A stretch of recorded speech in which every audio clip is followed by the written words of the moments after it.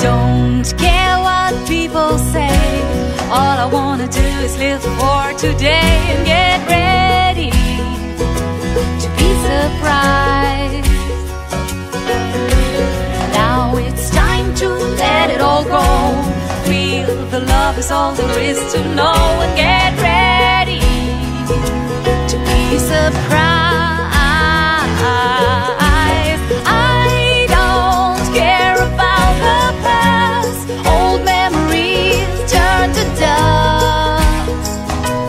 Baby, get ready to be surprised. Nothing's gonna stop me anymore. I'm driving on a road I've never seen before. Get ready to be surprised. To be surprised. Be surprised. Hi, everybody. This is Richard Sachs. I'm your host on Lost Arts Radio. It's nice to see you back here again. This is a show focusing on all the attention on saving the world by eliminating climate change so that everybody will be happy and the climate will never change again. And my understanding is the best way to do that is you pay taxes to a new carbon exchange where they open up like a new stock market and then climate stabilizes out because of that. But we're going to clarify that with our guest today, who's a friend of ours from years ago on Lost Arts Radio, Alex Newman, who's a foreign correspondent for the New American magazine. And it's always really fun to talk with him. And a couple of times ago that he was with Lost Arts Radio, it was right after the Paris conference had finished. Paris Climate Accord, they called it, for meeting for that. And again, that was an attempt to save the world from climate change and global warming by starting up these taxes and other austerity measures for reducing the use of energy by individuals all over the world. Apparently, the U.S. destroyed that by saying they wouldn't give up their sovereignty, and so climate's still unstable and the world's still in danger. But this is another attempt by the same groups to bring everybody to their senses and get rid of things like individual freedom, which is proven unsustainable, and bring sanity back to the world by having a centralized tyranny that makes sure everybody is safe and under control and surveillance. And so that's happening now in Poland, and Alex is over there now, and we're going to find out what he's doing, and then this will be a short session, and then he'll be back after the conference is over to tell us what was actually accomplished and what the experience was like. So thanks for being here, Alex. I'm looking forward to getting to talk for a few minutes. It's nice to see you back. Hey, thank you so much for having me, Richard. It's great to see you again, and looking forward to it. So I was under the understanding that this conference is a bit longer and it's already underway in, I guess, a city called Katowice or something like that in Poland. Yeah. Is it already started and this is the middle of it, or what's going on with that? Yeah, we're getting close to the end now. It's actually been running for the last week and a half or so, and technically it ends this coming Friday, which would be, I think, December 15th, something like that, maybe December 14th. And so it's been going for a while, and now we're down to the wire here. They were supposed to come up with the draft negotiating text, as they call it, earlier this evening. I don't know whether that has happened yet. I haven't had a chance to check, but that's where we are in the process, and they hammer out the last few details in the last couple of days. So what is your official capacity as observer? Are you going in connection with the magazine work, or how are you there? Yeah, so I am a official correspondent here with the press as the foreign correspondent for the New American magazine, reporting on the goings-on here. And I've been to many of these in the past, always as a correspondent with the New American, and went to the UN Sustainable Development Conference down in Rio de Janeiro. So very, very similar stuff, and they do allow journalists in, which is nice. Okay, so what's happened so far, since a lot of it has happened already? Well, they got it off with a bang. The Secretary General, who's a card-carrying member of the Socialist Party, actually was the leader of the Socialist International, which is the global alliance of socialist and communist parties, massive alliance. I think they've got more than 100 political parties represented in their organization. Many of them are in government. Many of them have a history of mass murder, blood of millions of innocent people on their hands. So that's who we're dealing with. And he started off the conference. Tell me again, don't lose your train of thought, but tell me again, what's his title? He's the United Nations Secretary General, so he's the big cheese of the United Nations. All right, I should know his name, but why don't you tell us his name? It's Antonio Guterres. He's a Portuguese man, and big globalist. I wrote an article about him right when he was selected, a globalist, socialist, extremist, and that's what he is. In fact, it could have been worse. The UN tried to put in an actual communist named Irina Bokova, who I had spent a year or two earlier exposing, and the Rothschilds were openly behind her. So, powerful coalition behind her, but then the exposure caused her nomination to be derailed, so they settled for a globalist socialist. But he started off the conference here with big ideas. He said basically his exact quote was, we're going to transform the world to save the climate.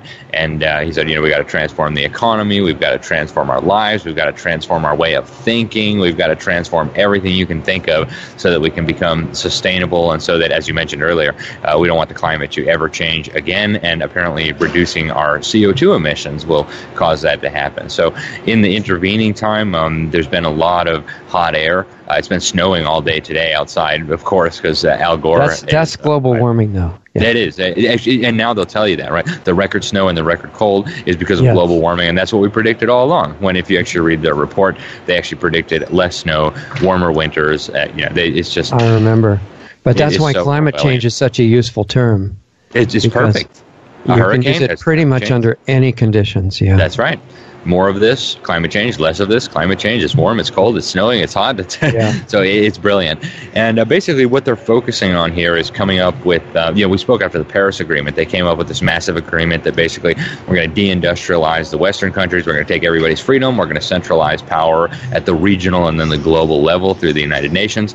And then communist China gets all the industry, all the productive capacity, and everybody else takes their orders from the UN.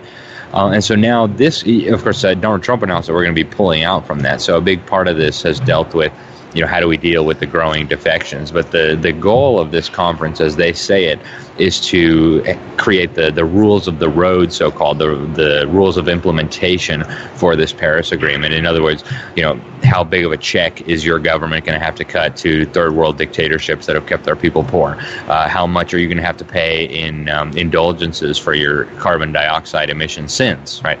We all know that your carbon dioxide caused that drought in, pick your country. And so you owe reparations to those people. And we're going to decide here how much you're going to have to pay to be absolved of your sins. And that's essentially what's going on here, Richard. And who do you actually, when you want to make up for a bad effect of global warming, like a blizzard that froze a whole town or something like that, who do you pay to make that okay, specifically? Well, it's very convenient. They have a number of companies that you can purchase carbon credits from. A lot of them work with the UN and the World Bank. And, what they do, they'll basically take like an African village and they'll say, well, you guys are unsustainable. They'll bulldoze all the houses, plant some trees there and say, voila, carbon credits, right? So you can pay those companies. So Al Gore and his cronies can make a lot of money. But what they're really trying to do here, and, this is the overarching goal, they want to do what they call putting a price on carbon. And even the term carbon is very misleading, right? Carbon, you think of black, dirty, whereas carbon dioxide is, the gas of life, right? You literally exhale it. Every plant in the world needs carbon. Ultimately, the way to be safe from carbon is to eliminate life on the planet, I would think. That's the only way. If you want to be the most efficient, because all the life forms are mostly carbon, hydrogen, and oxygen, right? In some form. Right. That's right. And that's when you realize how insane this is, that they're literally calling the gas that you exhale, the gas that every plant on the world needs to grow, to exist, they're calling that a dangerous pollution that you need to pay a tax for. And of course, when you realize that you literally emit CO2 no matter what you're doing. You're sleeping, you're sitting on the couch, no matter what you're doing. If you hold your breath, you don't, though, right? Right, and then it'll come out your nostrils eventually, right? Yeah. So, that's the situation here, where they're literally trying to persuade humanity that the gas that you exhale is a dangerous pollution, and that if you pay the United Nations lots of money and give up all your freedom, then that pollution will come under control, and then we'll save the planet. Yeah, the pollution will be there, but it's offset by the money. Exactly. So it's safe Richard, you get this. You would fit in perfectly. I've been studying this for a while. Okay. I could be a delegate. That's the trick. Very good. Except I'd be impatient with them beating around the bush. Look, you're just supposed to eliminate all the people. Actually, eliminating all the people would not really do it, because you've got animals that are polluting every day of their life. And those volcanoes, man, what are you going to do? Someone's got to charge a tax on those volcanoes, and the decomposing leaves. I mean, there's all kinds of sources of this. Well, that would be one reason to put ownership on undersea volcanoes, because they're not only putting out carbon dioxide, which plants can use, but they're putting out methane, which I don't think plants like very much. Yeah. And if somebody owned those volcanoes, then they could be taxed. I think they're really, you would fit right in here, Richard. You would just be perfect. I mean, you would fit right in with any of these delegations here, coming up with new ways to tax these dangerous, polluting entities like those horrifying volcanoes, and tying it back to a human. And they've been very clear here that humanity is the enemy. Going back to the Club of Rome, in 1991, in their report, the Global Revolution, they said that the enemy then is us. Right? Humans are the enemy, and you see this when you go to these conferences. They have the posters with, the humanity is the enemy, and the sick earth, and you have a disease called humans, right? So that's the mindset here. Well, and that's one big advantage of switching over to robots, is they don't excel at anything, as far as I know. And they don't complain, right? Yeah, exactly. Work harder. Give me all your money. Okay, yes, master. Yeah, it's incredible. So the problem is countries, well, I guess the ultimate solution is if the current president in the U.S. and a few other countries are planning not to be signatories to this, then they just have to change the regime change, as they say, right? They have to wait for somebody better to get in as president. And that's one of the things that they're trying to do. It's been really interesting here vis-a-vis the Trump administration. Just a couple of days ago, actually yesterday, December 10th, the Trump administration held a side event where it was literally called promoting fossil fuels. So they came and they talked about the benefits of coal and the benefits of oil, and how there's people all over the world who don't have energy in their houses. They have to cook their food on dung, and so how great it would be that these people can have energy. And you should have seen what a spectacle it became. You had the whole room filled with these grumpy, feminist, angry protesters. America's evil, genocide, rushing up on the stage. Was that close to where you are geographically right now? That's right below me, like literally right below me. Oh, wow. The side event was held, yeah. So it was here in the UN facility. And of course, the UN police protected the protesters as they rushed the stage where Trump's officials were, holding a big banner saying, "Keep it in the ground." Of course, they all flew here on airplanes, but that's the good oil, because they're coming here to save the planet. Right, the bad oil is the one that you use to heat your home if you're not a UN bureaucrat. And they may have already paid carbon credits to themselves, too. That's exactly carbon taxes, so they'd be safe. That's exactly what they say, Richard. See, you understand this. I mean, you would be like a master here at this. The only problem is I need more brainwashing, because I've still got some extremist ideas. For example, I think there's no shortage of so-called fossil fuels. I don't even think they're fossil fuels. I think they're generated continually by the earth. However, they have some serious drawbacks. I mean, they're really dirty. Some of them end up in the ocean, and they don't do a lot of good for the air. But there are clean and free energy technologies which those same people are making sure never come into the hands of the low-class humans like myself and other people. And that would free everybody from having to pay massive amounts of money to the Rockefellers and the mega banks. And also you can use petroleum fuels as an excuse for war. Yeah. Which has worked great up to now. And they've been able to destabilize whole continents. And, you can see the real... I'm not supposed to talk about any of this stuff. I'm amazed we're still on these platforms. But, I get less and less cautious, because this stuff seems really important. Like, you can see the real energy policy of the U.S. by what happened to Stanley Meyer, right? And don't ever say his name or you get banned right away. But...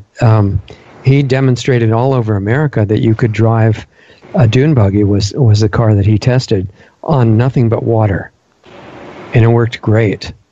And he all he did was come up with a technology for a low energy input hydrolysis system for the water, separating out the hydrogen and dropping it into the engine as needed. So you don't carry around a tank of hydrogen, which is dangerous. And the car worked great. And he was met by government agents who said, yeah, we'll buy your patent. We know what you're after is to make $1 trillion or something.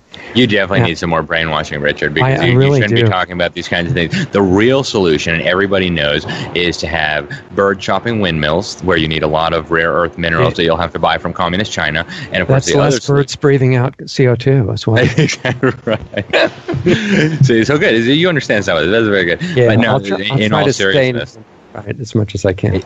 It's so unbelievable. It's as if these people flew here on magic carpets powered by rainbows and unicorn flatulence, and they seriously expect us to believe that they want. And they literally flew in here on private jets, and they show up here in fleets of limousines, and then they tell us you need to ride your bike more, and you need to quit eating meat, and you need to do basically whatever we say. You need to give up your ability to have lots of children. You need to surrender your free speech. You need to do X, Y, and Z. So they have a good plan for your life, and anybody who has anything else to say is a radical, an extremist, a bigot, a racist, an anti-Semite, a homophobe, or someone who wants to commit crimes against humanity by destroying the environment.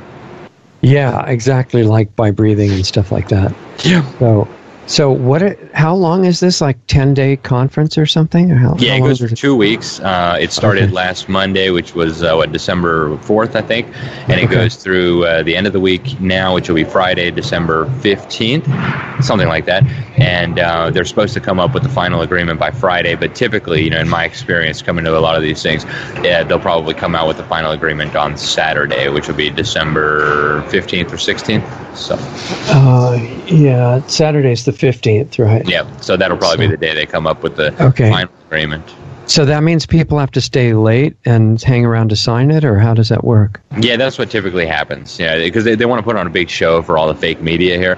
So all the countries. We're negotiating so hard to get the best deal for our slaves. I mean, citizens, right? Yeah, they work all through the night. At least they pretend to. They're actually downstairs eating caviar and drinking champagne. But it's amazing how selfless all these people are. It's oh my God! If only you knew. I mean, can you imagine how tough it must be going to 5-star hotels and resort cities all over the world and partying? I mean, it's a tough life, Richard. But somebody's got it. So. Do they have the guarantee that after they pass these things that they'll still be able to keep their jets and stuff like that?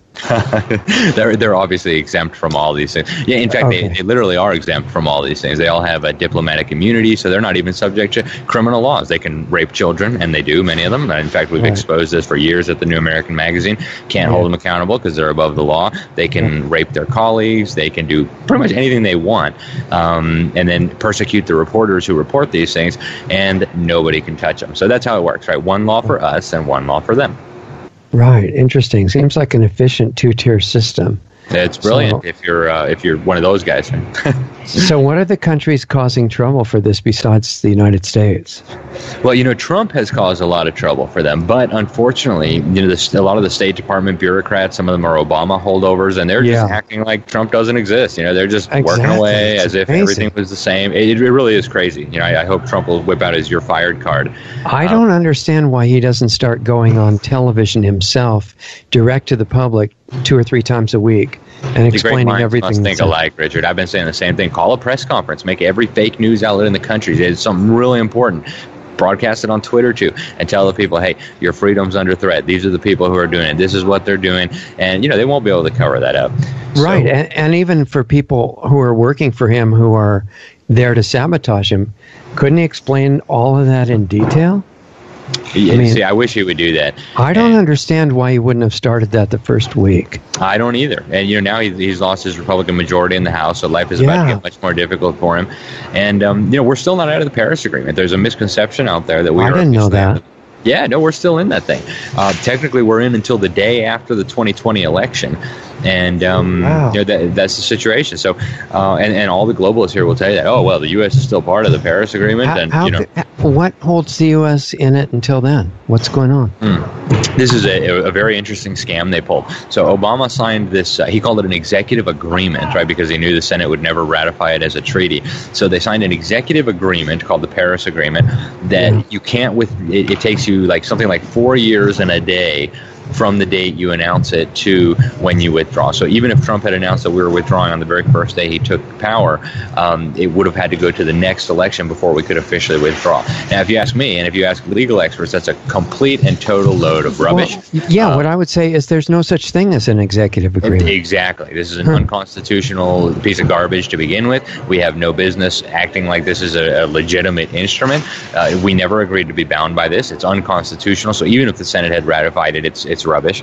But it's like in the Vietnam War, they said, we're not doing a war, we're doing an incursion, so it's fine. It's a police action. That's right. It's not war.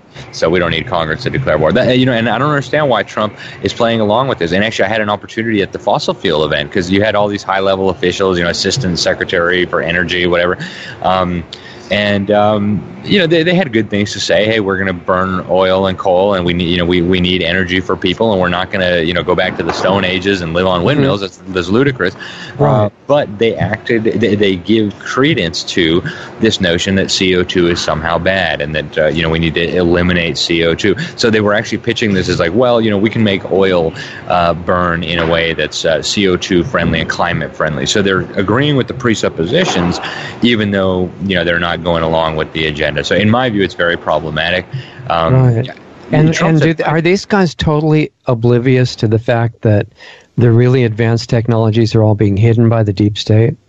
They've had them for 100 years. I'm sure that the rank and file bureaucrats are totally oblivious. At the higher levels, they certainly know.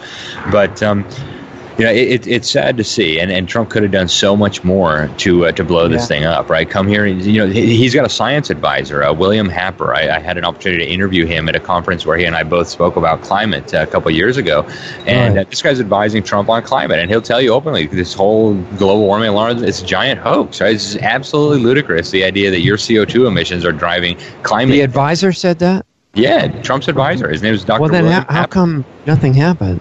It's I don't know. I don't have a good explanation for it. So unfortunately, even though Trump has done a lot in exposing this and discrediting it, and he announced that we're withdrawing, so the countdown has started, we're not out of the woods yet. But so you asked me who's causing trouble. I would say the Trump administration is definitely causing trouble, right? As far as the conference is concerned, but not nearly as much as they could or should be. You have the Brazilian government. I don't know if you saw the new election there. They just elected Jair Bolsonaro. I did see that, yeah. Okay, so that was super good. It was amazing. Yeah, absolutely amazing. Especially the fact that he didn't die from the knife attempt, right? Yep, that was a deep state assassination attempt, I'm sure. Just a lone nut, as it always is. Right, no connection to anybody. Exactly. Just totally crazy nut job, right? But no, so yeah, actually I went down to the Brazilian booth downstairs, and I said, so what is your new president? Does he believe in this man-made global warming hypothesis? And the first guy said, no comment. And the second guy said, no, he doesn't believe. So so that was encouraging. And, I don't know if you saw, but he announced already that they had committed to host the COP25 next year in Brazil. And the president-elect said, hey, we're not doing that, sorry. And that was a major slap to the UN, right? Because the UN's run by this Portuguese man, I told you, the socialist, and the Brazilians and the Portuguese typically have a special relationship. So this was a big slap to the UN. His new foreign minister, Jair Bolsonaro's new foreign minister, has called global warming, or the theory of man-made global warming, a communist or a Marxist hoax. So that was interesting. So the Brazilians are causing some trouble here, not the low-level bureaucrats who are negotiating away, but at the higher levels. You have Australia is also causing some trouble. Really? That's interesting. It is. Because the Australian government is really nasty in a lot of ways. It is. I mean, they've really taken many of the rights away from the citizens. And it's not just the firearms, which they piled up and destroyed, but also they're saying, it's your choice whether to get your child injected with poison or not to keep them healthy. But if you don't get any welfare. That's right.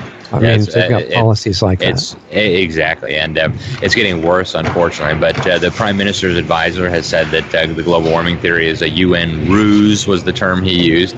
They're absolutely right. They actually had their ambassador for the environment at Trump's side event promoting fossil fuels. So that was interesting. One thing I've noticed is that if you change from global warming to climate change and include warming, cooling, staying the same or whatever, the disruption in normal climate is, I think, man-made. And I've come to this conclusion, and is a threat to the whole biosphere. But the origin of it is almost 100% geoengineering, and I haven't heard that discussed. There's a lot of talk of geoengineering going on here. They're talking about experimenting with ways to dim the sun.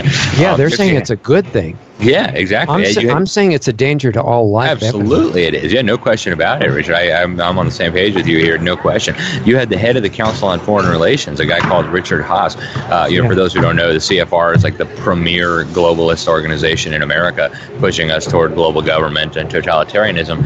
And you had the head of this just recently say, with Trump in the White House, we better start exploring new ways to geoengineer. Otherwise, the climate change is going to get us. Right. So they're now openly advocating re-engineering the planet. They're acting as if they might start it instead of having been experimenting since the 40s at least, and heavy since the early 90s. Yep. But it's not just the dimming. I mean, the dimming is like between 20 and 30% somewhere now, which is catastrophic in itself. So that's some climate change that's real with the sun not reaching the earth. But another part of it is just it's literally poisoning the soil to the point where only certain GMOs that are toxic will grow. Yep, and I've read a lot about that. I'm not an expert, but I've seen some of the stuff that is it Dave Higgins out of California has been, or Dan Higgins has been putting out. It's very, very troubling what they're up to, and I suspect that they're hoping to do a whole lot more of it, and I have a strong suspicion that it has absolutely nothing to do with saving us from global warming. No, but I think it does have to do with creating climate disruption. Absolutely. So that they can say climate change should terrify you enough to give up all your rights. For example, these weather phenomena, new kinds of clouds, and these, like in the United States, that most of the prevailing wind used to go from west to east. It was originally called the trade winds. Now they've got it coming from west to east over Canada and then dropping straight down, to Texas or below, in these things called polar vortices that I don't think existed before. I think those are being created by the geoengineering. Yeah, I've heard and read a lot about that. Unfortunately, I'm not up to speed where I should be, but I have no doubt that these people are up to some very, very crazy things. And, we've known since the 50s that they've been experimenting with weather modification and getting rid of clouds or causing rain and things like that. And it's just unbelievable. We had a scientist named Clifford Carnicom on our show a couple times, and he's taken the residue from the spray activity and analyzed it as much as he can. A lot of it's still unidentified, but he's got the toxic metals of the aluminum, barium, strontium, and other things, but also biological weapons, dried blood cells, cross-domain bacteria, which are not natural to the earth, and stuff like that. So it's more than dimming, but that's a big part of it. Yeah, no, people need to stand up and say no to this stuff. I mean, who do these globalists think they are? They're going to take our freedom, mess up the planet, take all our money, and empower mass murdering dictators and coalitions of mass murdering dictators like the United Nations and the different groupings here. I mean, it's so insane. It's so outrageous. And yet when you're here trapped in this bubble, it's like, we came across a German today. It was talking to the IPCC lady at the front desk. Said, "Can you believe we found someone who didn't believe in man was causing global warming?" And so me and my colleague were like, "Whoa, really? Did you really find someone who said, oh my goodness, how crazy? So what do you think we should do with them?" And the guy literally starts chanting, "Lock them up, lock them up." Like, whoa, what? Did I just go into like the Twilight Zone? These people are totally nuts. They really believe this stuff. Yeah, you're getting the honor of meeting world patriots. That's right. Want everybody to have the correct thoughts. That's right. It's amazingly all tied together. And I think most of the people in there, my impression is they think they're working to save the world. They do. And they have this genuine belief that if they could just reduce CO2 emissions, then they're going to save the planet. And it's such a bizarre, it's almost a pathetic spectacle to see, because the ones behind the scenes laugh at these people. How can they possibly believe something so ludicrous? But these poor people in here, oh my goodness, if we don't reduce CO2 emissions by 57% by 2031, then we're going to have a temperature rise of 1.7 degrees, which will cause, as if they had any clue what any of this stuff was going to do. I mean, they're so clueless, and yet they think they know it all. It's pathetic and very sad. A lot like modern medicine. Right. You know, it's like witchcraft. Nobody could be healthy until they got the right amount of toxic chemicals that were called medicine, and especially the ones you inject in, but the ones you eat are great too. Just and they really believe that. No, I know. And people who are brainwashed for 8 years and think they're super educated. I know everything. Yeah. And how dare you question? I have a PhD. I'm a doctor. I know. So it's real sad. Why don't you tell people who may not have seen us before that you're involved in education deeply, right? I mean, that's a big interest of yours. It is, yep. In fact, we realize that the way that these people are succeeding in pushing their agenda forward is through so-called education. In fact, it's the opposite of education. It's miseducation or uneducation, indoctrination, brainwashing. And so I think there needs to be a realization among people who want to stop this, that education is really the only way we're going to be able to stop, absent, maybe divine intervention or something. Because if people are brainwashed enough that they'll believe that the gas they exhale is a dangerous pollution, or that we need to surrender all power to the United Nations to save us from climate change. If they brainwash 80-90% of the public, which is about what they have in the government schools in the United States right now, what chance are you going to have to fight back against that? It's hopeless. So we need to be involved in education. I personally teach at the Freedom Project Academy, and me and some of my colleagues are working on a big project right now.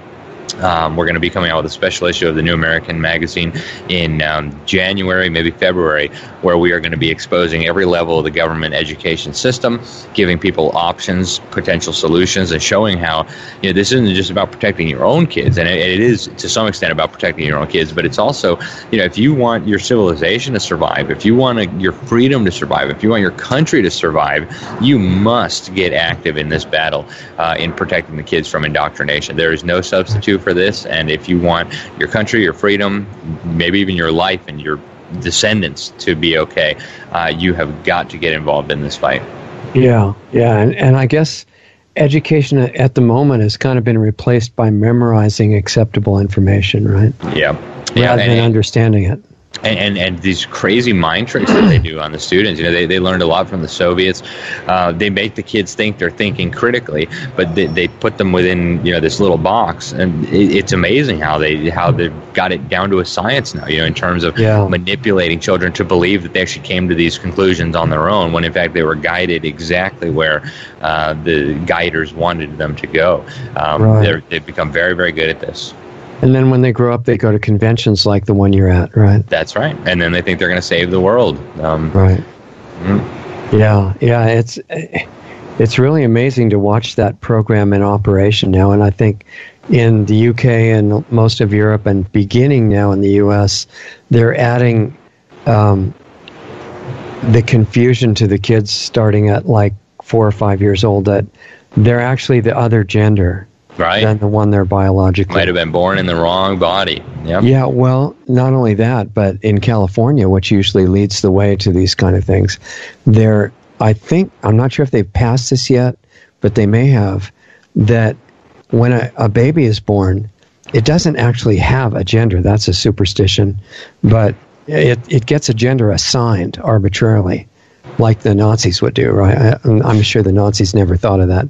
But if Nazis were around now and they were really smart, they'd point out that genders are assigned, and this is a fascist thing to do. So they leave the birth certificate blank and let the parents fill it in when they know what gender the kid's going to be. And they followed this up in the UK and parts of Europe, from what I've heard, that at a very young age, by at least kindergarten or younger, that the kids get to meet with a counselor privately and decide whether to start undergoing chemical gender change. Yeah, I just wrote an article a couple of weeks ago about a public school in Minnesota. They took an underage child and gave him a quote-unquote sex change, right? They put him on hormones. They took him to have his private parts chopped off and mutilated, and all without the parents' consent, without the parents' knowledge. And so you send your son to school, and then one day he comes home with his private parts missing and says he's a woman or a girl or whatever. Right. And now she's trying to sue, and the school says, "Oh, it was just a worker error. We're sorry, but we're definitely not liable for that." We'll try and do better next time, right? Yeah, it's absolutely crazy. And I've heard of some cases where the parents object, And they send CPS to steal the children. Yeah, that's where we're heading now, especially in some of the more liberal states to begin with. California, New York, Illinois. We are entering extremely dangerous territory here. I don't think people realize the ironic thing, the cognitive dissonance that exists in the minds of these people is just off the charts, right? On the one hand, they want to ban so-called gay conversion therapy. Like, you were born a homosexual, you're going to stay a homosexual no matter what, and we're going to criminalize anybody who tries to change your sexual orientation. But then, you might have been born the wrong gender, right? Yeah, those private parts, we can rearrange those for you, and then you'll transition to be. And people believe the same. They believe both of these things at the same time. You're born a homosexual and you can never change, but you were born a woman and you can become a man.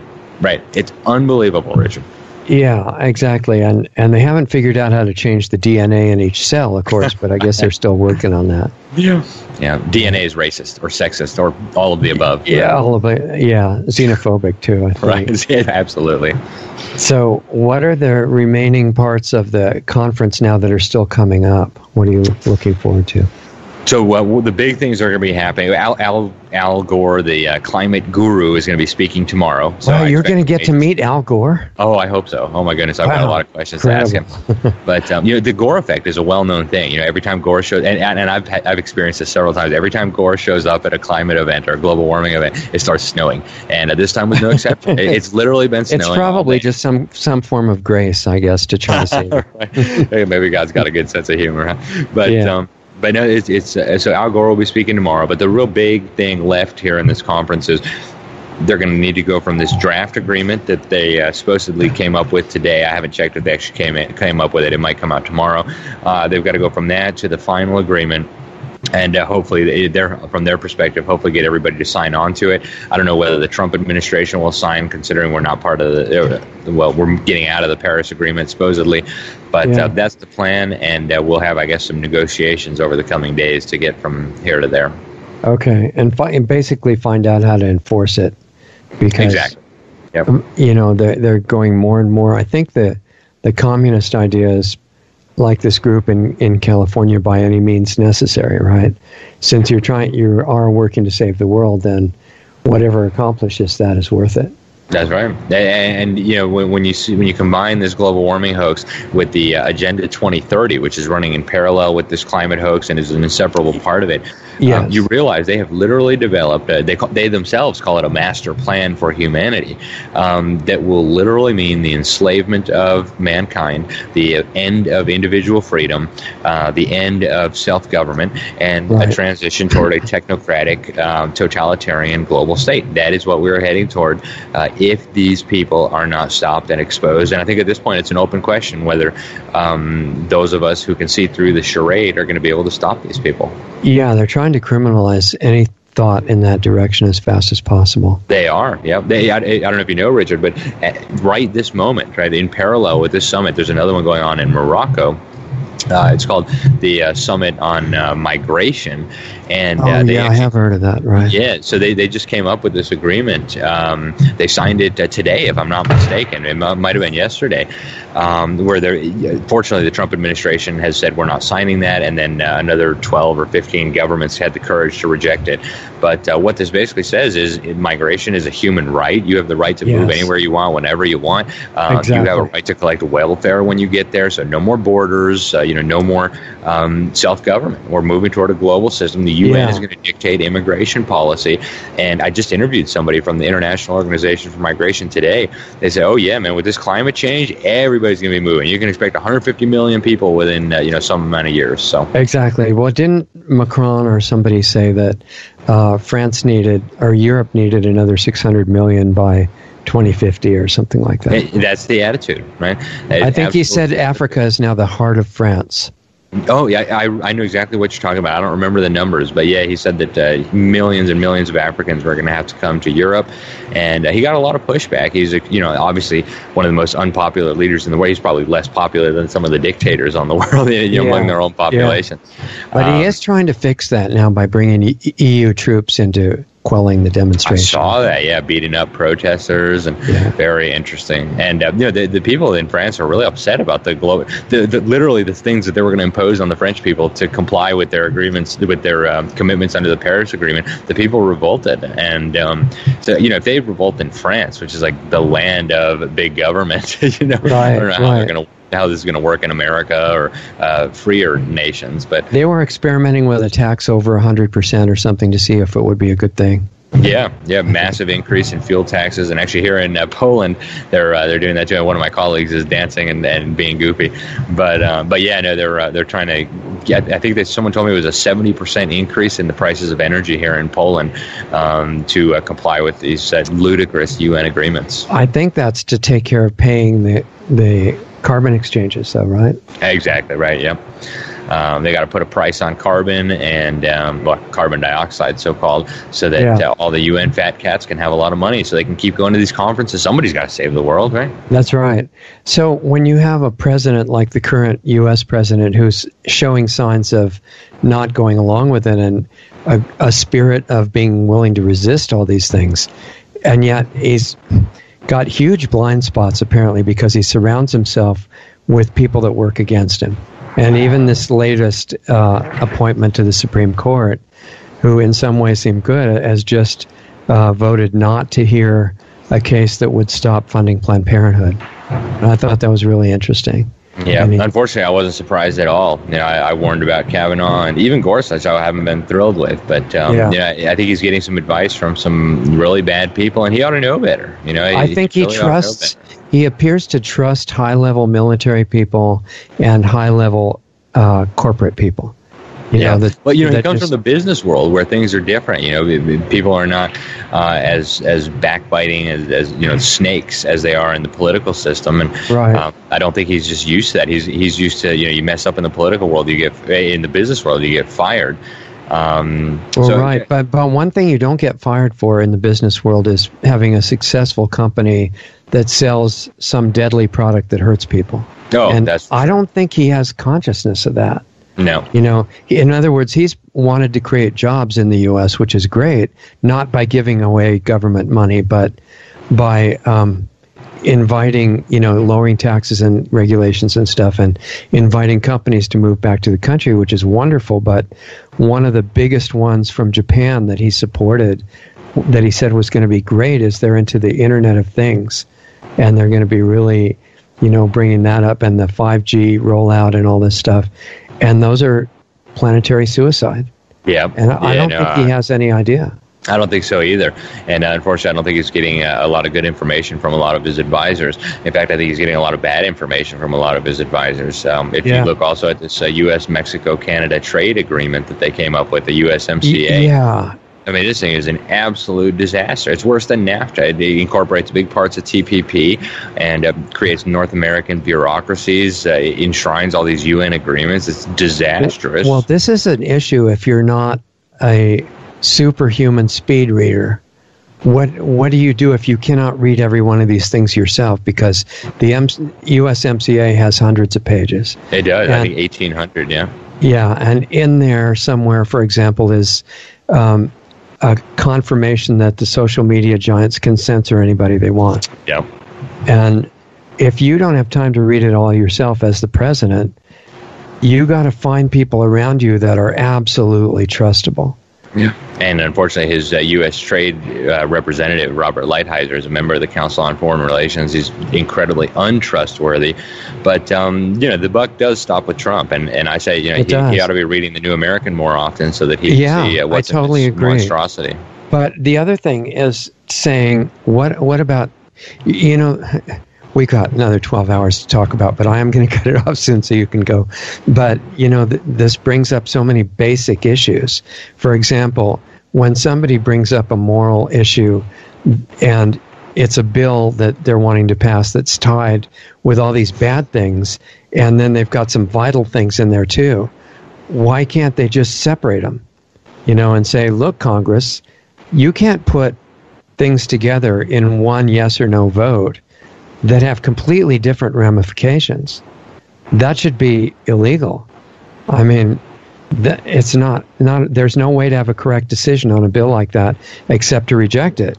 That's right. And then the opposition will say, well, the president's going to shut down the government. Everybody's going to suffer from that. And they demonize him on every so-called news program.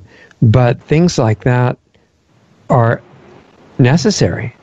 I mean, and if you have 1,000 pages waiting for you to read to know whether you're going to sign a bill that Congress has passed, you have to get to the point where you won't sign anything you don't totally understand. That's right. And Trump should have made that clear 2 years ago. You send me a bill that's got funding for killing babies with Planned Parenthood. You send me something that has funding for whatever it is he didn't want to support. I'm going to veto the bill and just send me a bill that doesn't have those things in it.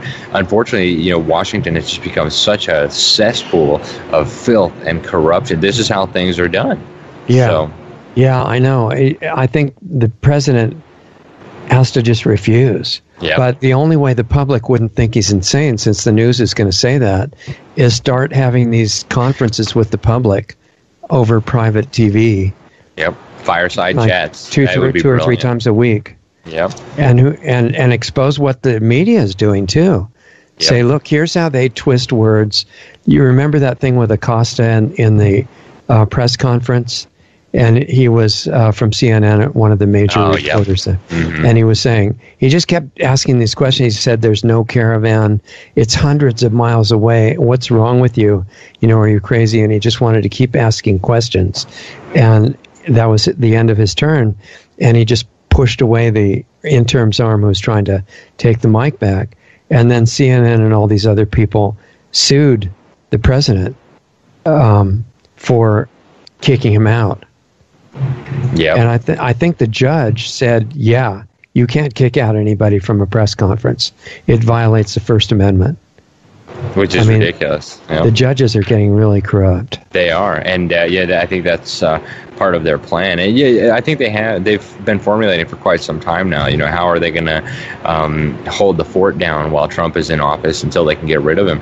And it was interesting. We were talking about the Council on Foreign Relations earlier. They just came out with an article in their magazine a few weeks ago.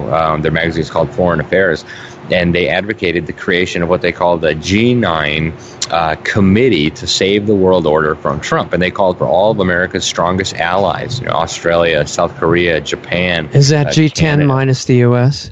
Well, yeah, it would be right. It would be the 10 biggest economies that are close allies of the United States, except the U.S. So they had, Canada, the European Union was going to be one of them.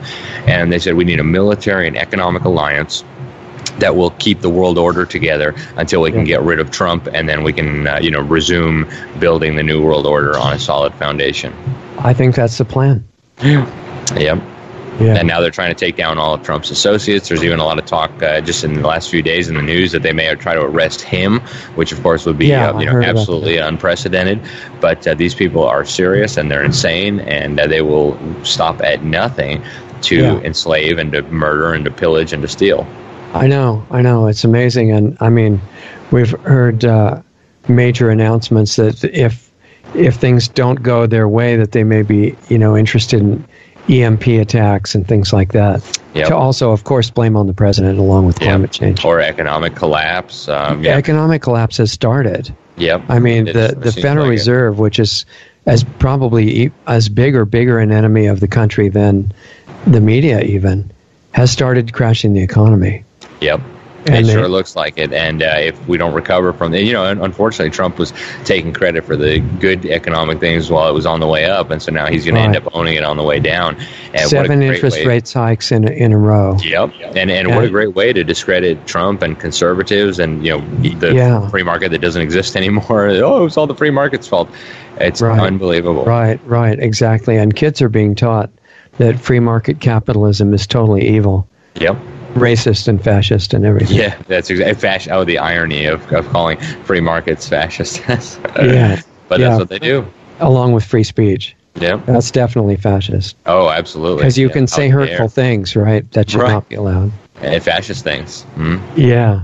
So I guess the question is for the U.S., since it's one of the resistance points to this global program, is there any way not to keep bringing in these terrible people to be in the administration? all around a president who's trying to make a change. Yeah, I think unfortunately he's kind of limited in what he can do to, because if he were to, say announce that Richard Sachs was going to be, his Secretary of Health and Human Services, for example, the Senate would say, actually no. Right? Yeah, World Starts Radio is not good enough credentials for that. Exactly. So no, I mean, he's really limited in what he can do.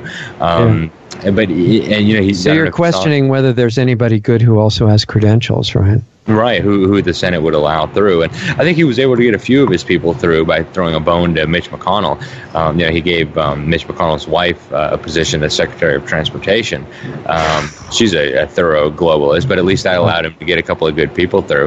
For all the stuff people had to say about Jeff Sessions, he was decent. I think he was an honorable guy. I would have done a lot more to, bring down criminals and a lot less to worry about, non-issues.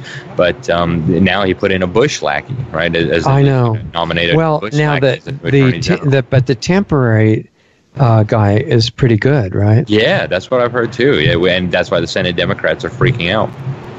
Right, and the thing with Sessions is, he wouldn't go after any of the major criminals, but he was really into civil asset forftates, which I think is a real bad thing. Yeah, and it is. Wanted to especially fight the states that were legalizing marijuana, and say we have to really make a major war against that. Yeah, that was kind of speaking before he really thought about it, I think, because that ended up not happening.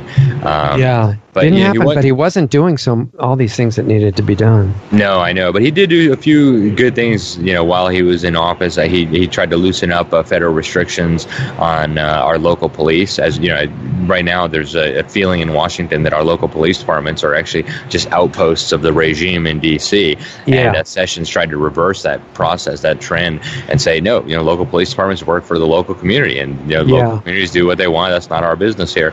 And I think that was worthwhile. And he also tried to tighten up the asylum rules so that you couldn't just show up here and say, oh, well, I live in a country with violence or domestic violence, and so I need to move to America. Well, hey, that means every Muslim woman on the planet could technically move into America if they just point to the Quran. So that's not a sustainable policy. True. Either.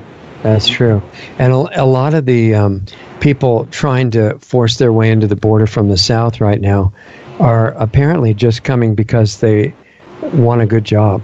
Yep. Like about 90%, and then 10% violent criminals. But it's mostly people who said, I was trained and told that we'd immediately be hired, put on welfare, and given assistance, and taught how to vote for Democrats, and the whole program. Yep, and as soon as Democrats are able, they're going to give amnesty to the 50 million illegal immigrants, and 9 out of 10 of those will vote for Democrats forever, and we'll have a one-party regime for as far as the eye can see. Yeah, a lot of people are speculating that that's going to happen. Oh, I mean, they've said openly, a lot of these Democrats have said openly that that's the plan. Right? I mean, that's why they're so obsessed with bringing massive amounts of immigrants into the country. It's not because they have any love for immigrants or anything like that. It's because they want more voters, right? Now, to really do that full job, they need to take over the Senate as well as the House, too, right? Yep, and I mean, eventually they'll need a Democrat president, too, because right now the president could veto any kind of amnesty bill. They need a two-thirds majority to override that. Yep, and they don't have that. Even with Paul Rhino, they don't have that, so. Yeah. So what changes do you expect when the House changes?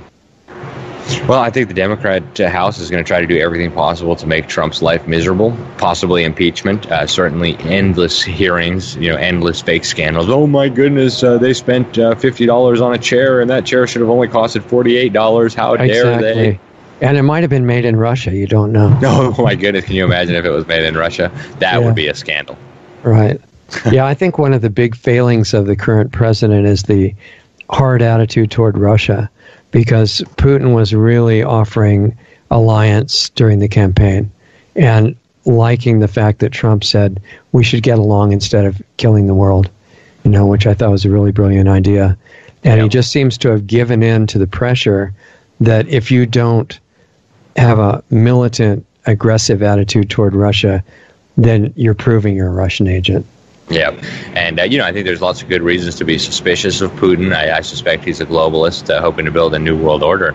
But the idea that we need to constantly be, agitating and banging the war drums and sending more money to the military-industrial complex and surrendering more freedom under the guise of waging infinite war is crazy. Right? It's just absolutely crazy. Well, Putin has showed some really positive signs of things that he's doing for the population there. He wanted to be the world's #1 exporter of organic food, for example. Oh, wow. He was, that's a pretty important thing. Mm-hmm. And that's not something the chemical companies would love. And he stood up against them. He's trying to take Wi-Fi and EM field generating technologies out of schools.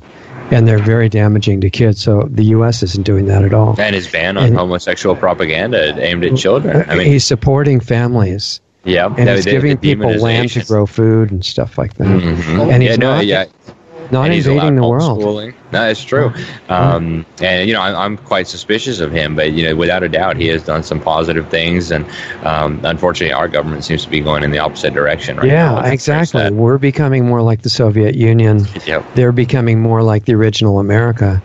They're not an atheist country anymore. They're primarily Christian.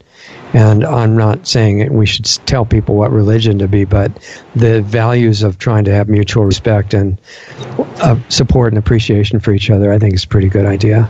Yeah, there's some interesting things happening there. And my colleague and I, William Jasper, we wrote a cover story package on Putin looking at kind of what's going on there.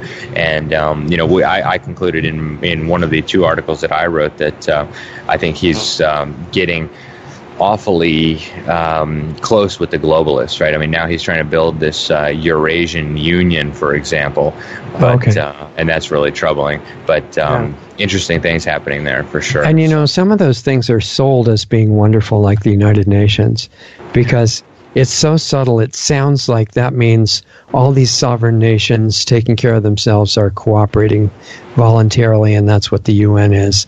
And I don't think most people realize it's the opposite. Yeah. I would have liked to see Trump kick it out of the U.S. That would have been brilliant. And hopefully that'll still come. He's withdrawn from a lot of UN agencies and agreements. We're getting out of UNESCO. We've got out of the UN Migration Compact. And so good things are happening on that front, but we need to go a lot further. So. Yeah, apparently money that the taxpayers pay to the UN then goes to NGOs and Soros-funded organizations and gets used to train the invasion forces to come in to the southern border. Yep. So the taxpayers are actually funding it. Yeah. Right. At least that's what I understood. Mm-hmm. Yeah, it is. It's exactly what's going on. So it's unbelievable, but that's what's happening. Yeah. So in order for people to become more truly educated in all these things, which is, I think, what you were saying was necessary, how do they do that when they're in the middle of this brainwashing system? Well, I think there's a lot of things. I would say, first of all, people need to start reading more, read more books, read the New American Magazine, stop watching the fake media. But, just do your own research. When the government tells you something, don't believe it. When the fake news tells you something, don't believe it. And do your own research. I mean, it's just absolutely critical that people start doing their own research. So if somebody says, okay, I'll do my own research, what does that mean? How do I do it? Because most people wouldn't know what you mean by that, I don't think. Well, I recommend, getting books on things. When I want to learn about a particular topic, I go get books, right? Either you buy them or you go to the library. And also, I say the New American is a very good source. If you're curious about some topic, just type into your favorite search engine, thenewamerican.com, and a particular subject, and that'll at least give you some leads to track down, right? Those articles have references too, right? Exactly. Yeah. So people can take that and get an overview, and then they can follow up and see where the rabbit trail goes, so to speak.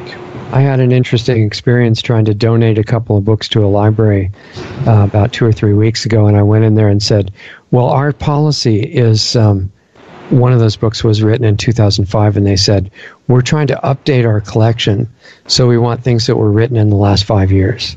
And wow. I thought, wow, that's intense. I mean, most of the great books in the whole world are not new. Yep. And Actually, we've had some libraries that have declined to carry our crimes of the educators, too, exposing the education system. And they come up with lame excuses, but of course that's not the real reason why they don't want those things there. So. Right. If somebody wants to learn more about your school, where you're a teacher, how do they do that? Go to fpeusa.org. If you have kids and you would like them to get a good education, learn how to read, write, think, you can put them in the school, or you can take classes a la carte. You can choose, I don't know anything about economics, and I want my kids to know about that, so I can sign up for that, or, philosophy, logic, French, whatever it is you want to do. And that's a good option. It's a very, very cost-effective option. It costs, less than a tenth of what a government school costs. Wow. So it's a good choice. Mm-hmm. What about if they're worried about accreditation? It's actually accredited through the National Association of Private Schools. Okay. All right. So that's not an issue at all. Nope. And what age groups can go to your school? K through 12. Okay. And you have any kind of recommendations for the people that graduate and feel bad about the fact that they have to leave? I mean, what they should do next? Well, there are some good universities out there. There's some decent universities out there. I would stay away from the state schools. But, there are some private universities that don't take government funding that are significantly better than others. And, you might also not need a college education, right? I mean, most of college education today is just more indoctrination and more brainwashing. And you go into $100,000 of debt to get that. That's crazy. Go start a business. Go be creative. Go, make a living in an interesting way. You don't need a fancy piece of paper and $100,000 worth of debt to do that. Yeah. A lot of people have asked me as far as the economic question of how to, be successful in the world after you're out of school, that all of the good jobs, or the vast majority of them now, seem to be working for some kind of global corporations that are busy destroying the world. Yep, that's what they want to do. Yeah, I mean, they want to get everybody trapped in the machine and make everybody dependent on the machine so that they can't get out of the machine. But there are a lot of options out there still for people who don't want to exist within the machine. So. Individual options to start projects on your own and things like that. Yeah, exactly. Be creative. Use your brain. We're not slaves yet, and you can do all kinds of things. So there must be groups working on that, too, that would give them support, I suspect. Absolutely, yeah. Okay, well, I know you have to get back to work, and it's getting pretty late over there, too. But what I would like to do is when it's over, sometime after Saturday or something, when you're ready, come back and tell us what the final results of the conference were. I think that would be excellent. Great. I'm looking forward to it, Richard. So we'll plan to talk maybe next week or week after that, whenever it's good for you, and we'll make a plan. Sounds great. Okay. Awesome. Have a good time at the rest of the meeting, and we'll talk to you after that. Hey, thanks so much, Richard. Good to be with you. Okay. Okay, everybody. So there goes Alex Newman. Really a great guest to have back. I'm looking forward to him coming back on the show when the conference is over and letting us know what happens. And while he was talking, a lot of different things were going through my mind, and one of them was, even though the climate change thing is a complete scam, it's more subtle than that. It's like there are a lot of things disrupting normal, harmonious climate patterns on the Earth right now, but the primary one, it seems to me, is almost certainly geoengineering. I mean, I wouldn't even say almost, definitely geoengineering. And a lot of days where I live, and probably where you live too, the sky is just completely covered with haze, and none of it's real clouds. And I've pointed that out to people that I've walked up to on the street or in the park or something, and most of them just say, "Are you insane? Is that your problem?" So one guy just walked away laughing, and he couldn't believe it. It's too strange, and I don't blame them, because we're living inside of a pretty much unbelievable, unrealistic sci-fi movie, except that it's real. So the climate change thing is real, and man-made climate change is a threat to humanity, as we said on the discussion with Alex. But it's not because you don't turn your air conditioner off. Even that part of it. As I was starting to bring up with Alex, I don't think there's any shortage of petroleum fuel sources, and I think that evidence looks like it's being produced constantly in the crust of the Earth, but that doesn't mean you should be burning it. And the only reason I think we're stuck with that is that the clean, free sources of energy that I mentioned, that We don't need to discover them. It's been done. It's been discovered already. Look at the work of Dr. Stephen Greer in detail, and if you want to know more about it.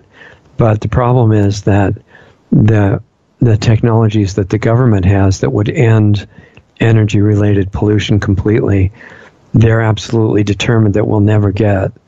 And the ones that private inventors come up with, those are suppressed, and the inventors are either intimidated and or killed. As I mentioned, the guy with driving a car on water, just look that up on the internet, and stories are all over. And I know from Stephen Greer that his family, after Stanley was killed, his family had all the papers from his experiments, and they would show somebody else how to start driving a car on water. It's really not a problem. And the discovery that was making that possible was a low energy input water hydrolysis system with tiny bits of electric current that separated the oxygen from the hydrogen in the water and dripped the hydrogen into the engine, and it worked great, and he drove all over the country with that. So anyway, they had an auction, which Dr. Greer talks about, and in fact, he was in the auction, didn't bid high enough, and this investor group did bid high enough, and they took it, and that was a group, and in a short time, they were all dead, and the technology, the papers were gone. So that's the real energy policy of the country and most of the world right now. Otherwise, those technologies are available right now. So the idea that you have to use less power so that you'll have less emissions and less drain on the energy system, that's all a scam. None of it's been necessary for at least 100 years in recent times. And the issue is not the lack of technological breakthroughs. The issue is who's in control of them right now. And as long as the power structure decides to hold on to it and hide it, it doesn't allow as good of a future for humanity, to say the least. And then they have conferences, and as we said in the discussion with Alex, most of the people going to those conferences think they're actually saving the world and doing something really good. I'm sure most of the people working for the United Nations, which is a lot of people, most of them think they're doing good too. Most of the people working for government agencies believe that. And you know, when EPA in the U.S. does things like fine people for collecting rainwater,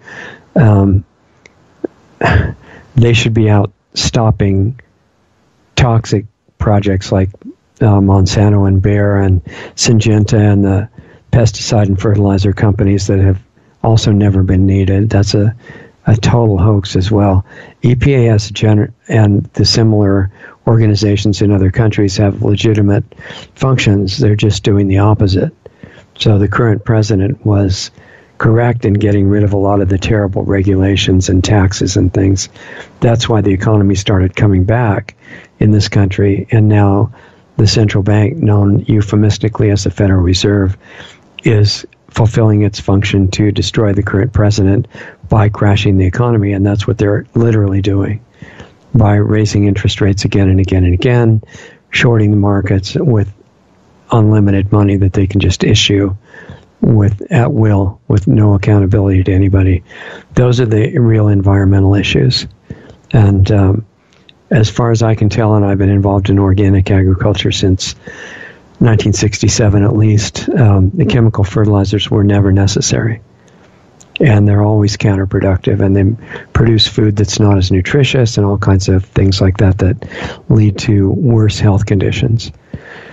So if you really take care of the soil and you make rock dust in there and you generate your own organic matter and all that, that can be done. And in fact, Organic Consumers Association, which is a really good group, they're just unaware of certain things, but they're good on the idea that we need regenerative agriculture, and that's what I'm trying to describe.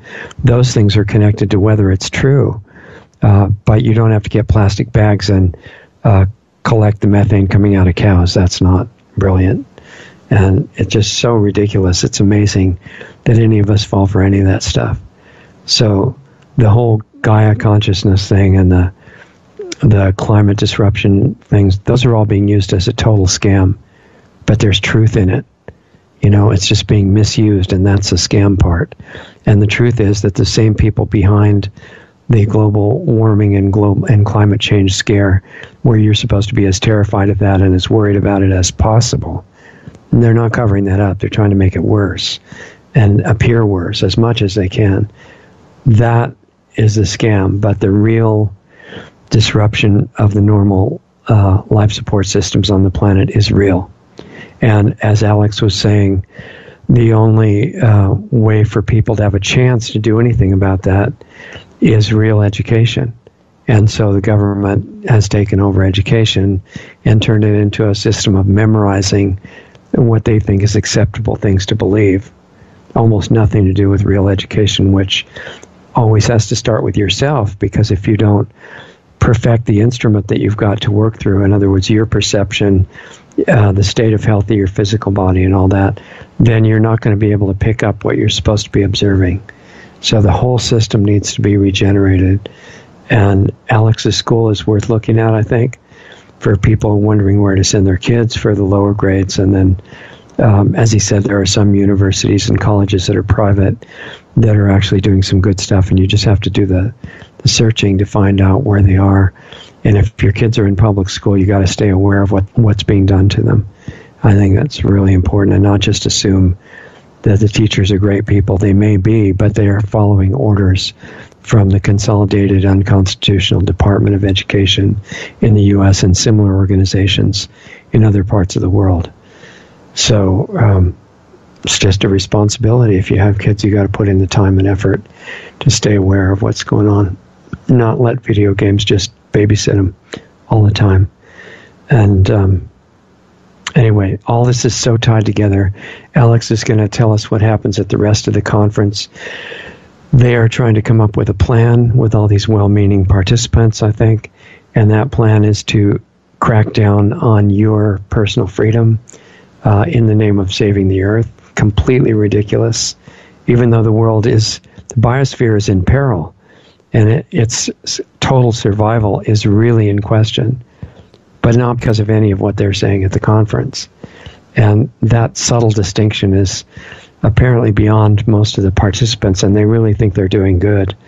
They're being trained now that free market capitalism is evil, and as Alex said in the beginning, socialism or communism is really the way to solve everything, because you'll all be taken care of, everybody gets everything they need for free, and you don't have to worry anymore about anything.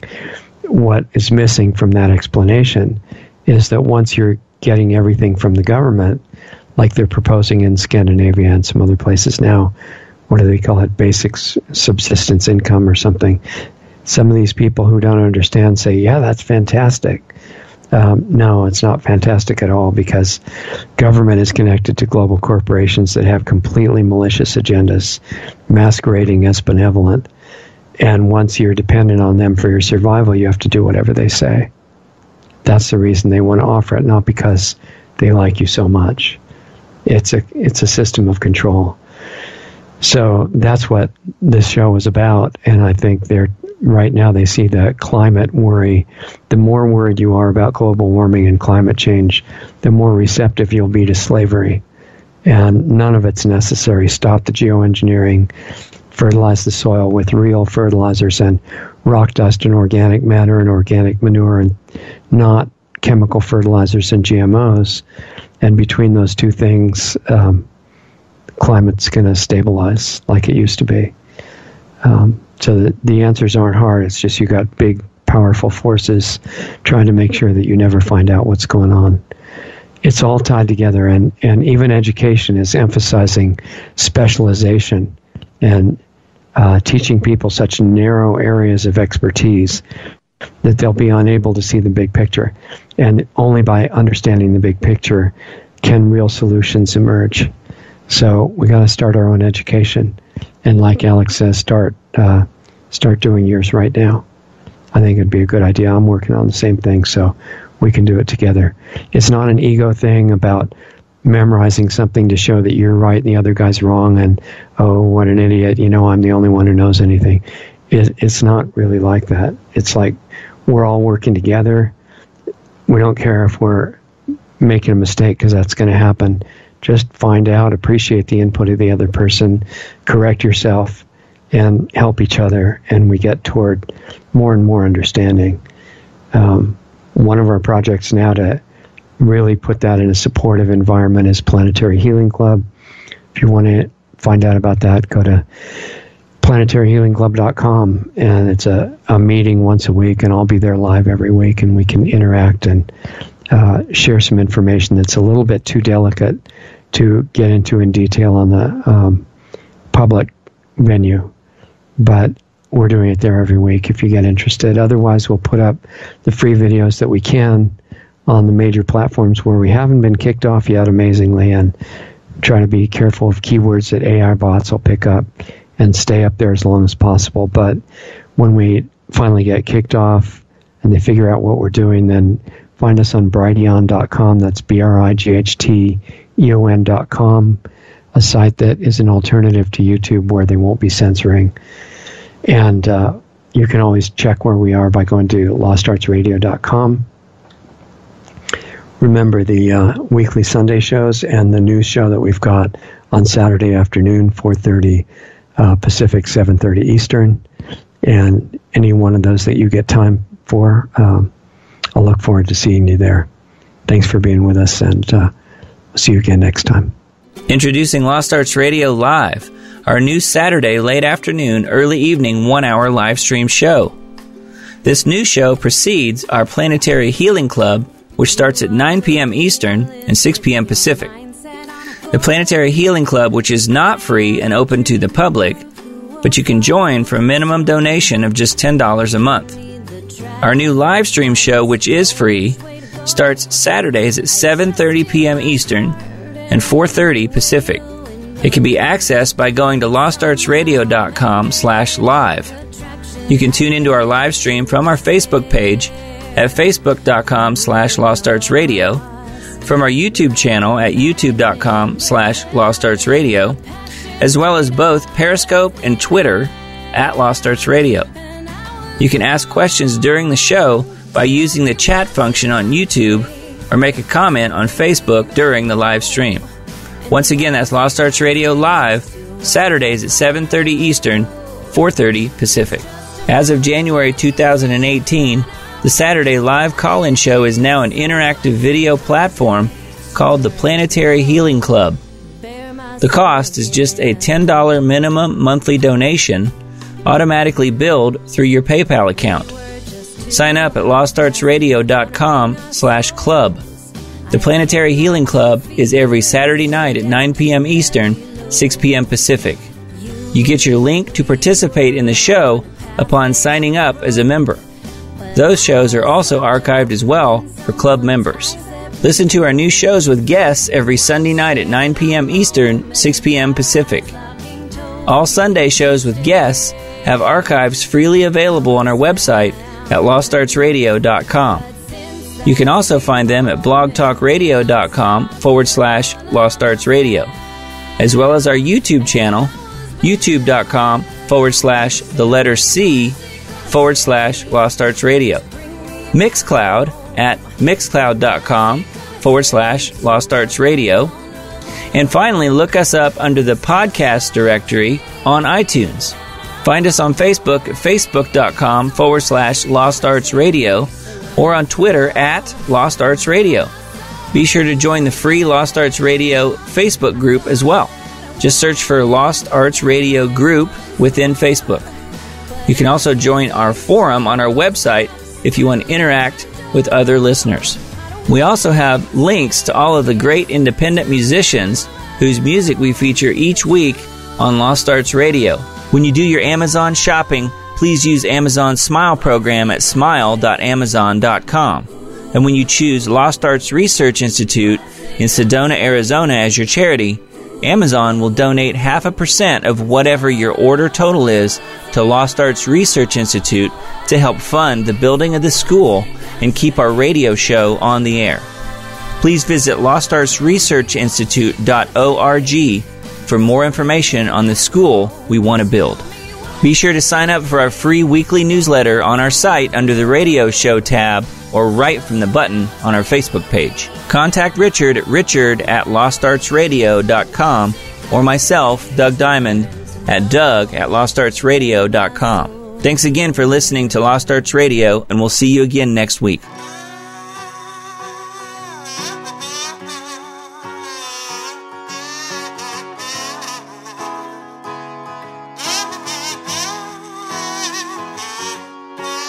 Don't care what people say.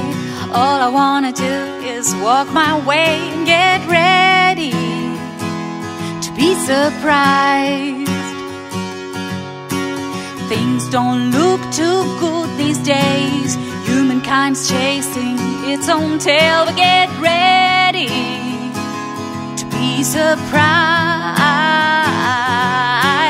I don't care about the past. Old memories turn to dust. Baby, get ready to be surprised.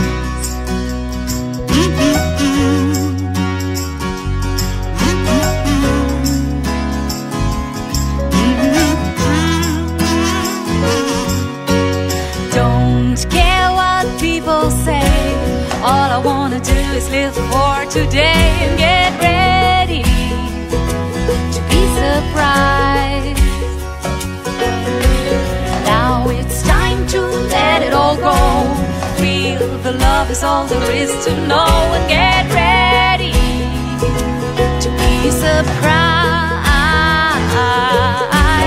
I don't care about the past. Old memories turn to dust. Baby, get ready to be surprised. Nothing's gonna stop me anymore. I'm driving on a road I've never seen before. Get ready to be surprised. To be surprised. Be surprised. Well, my friend, what will you do? You can join this tune. It's all about you, and get ready to be surprised.